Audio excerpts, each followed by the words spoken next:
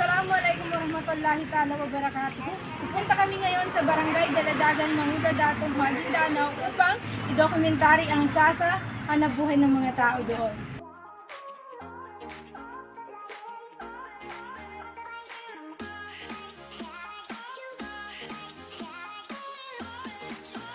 Daladagan is a barangay in the municipality of Manguda Dato, province of Maguindanao.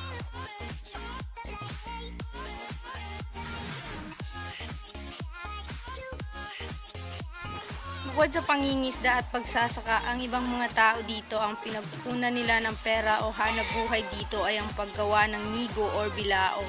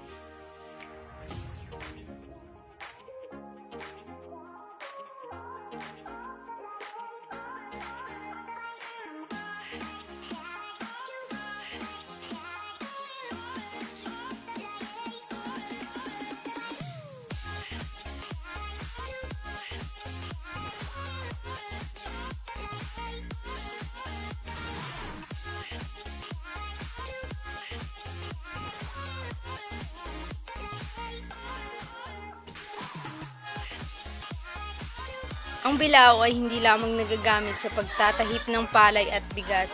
Ito rin ay nagagamit para paglagyan ng gulay, prutas at kakanin para sa paglalako o pagtitinda.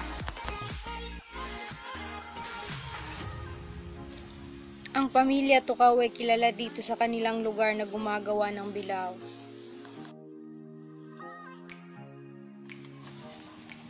Si Bainotan Tukaw ay isa sa anak ng gumagawa ng bilao dito sa Daladagan. Ayon sa kanya, mahigit ilang dekada nang gumagawa ng bilao ang kanyang mga magulang. Paano bagumbala na sa niyaban nigo? Niya namin bagumbala na paano tamalaw di kaya ganito. Pilat nga ni gapasar no sa uman kagabian. Yan namin kasi kung wala na balahala tayo bago na ito pa na bagumbaya kami sa niya ganyan. Kumaka balahala kami nang labi ng wati, labi sa wati. Sa uman kagabian ko. Na pili ka pabasa sa uman ni isa. Kawako. Ibasa namin man sa walong ka. Sa walong itukuan na maghapos. Pero hindi kayo pwedeng dyan na walong Nandoon sa kanini baging pliga. aram pagwasa na niya ba sa kanya. Aram boss. Nandoon sa kanina paganaran niya ba sa bagumbala sa nigo. Napaganaran namin yaman sa mga tuwa namin. Ang bilao ay naibibenta nila ito sa halagang 100 pesos bawat piraso. Ito ay isang paraan para matustusan ang pang-araw-araw nilang pamumuhay. At dahil sa pagtsatsaga ng kanyang dalawang magulang sa paggawa ng bilao, si Bainotan Tukaw ay nakapagtapos sa kanyang pag-aaral.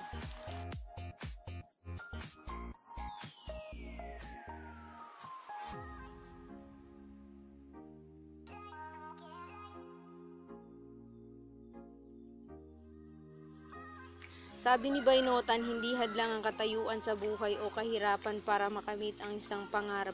Magsipag ka lang daw at magtiyaga, makakamit mo ang iyong pangarap.